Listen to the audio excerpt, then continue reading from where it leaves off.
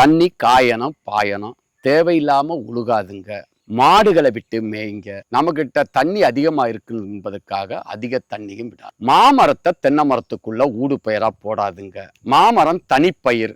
இதனுடைய நிழல்ல நீங்க ஊடு பயிர் போடுறதா இருந்தா பாக்கு போடுங்க, ஜாதிக்காய் போடுங்க, மிளகு போடுங்க, கோகோ போடுங்க, வாழை போடுங்க, எலுமிச்சை போடுங்க, சாத்துக்குடி போடுங்க, ஏன் வெட்டி வேறு கூட போடலாம். எக்காரணத்தை கொண்டு தென்னை மரம் வளர்ந்துச்சுன்னு சொன்னா அதுக்குள்ள மாமரமோ இதெல்லாம் வராது, வளரும் காய்க்காது. நிழல் விழுக விழுக ரம்புட்டான், லிச்சி, ஆப்பிள், கைச்சாரம் ஆப்பிள்னு ஒரு ரகம் வந்திருக்கு, எல்லாமே வைக்கலாம். அவகாடோ.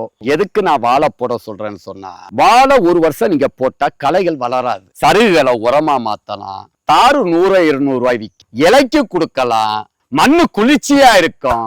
தண்டுகளை வெட்டி இத மாதிரி போடுங்க.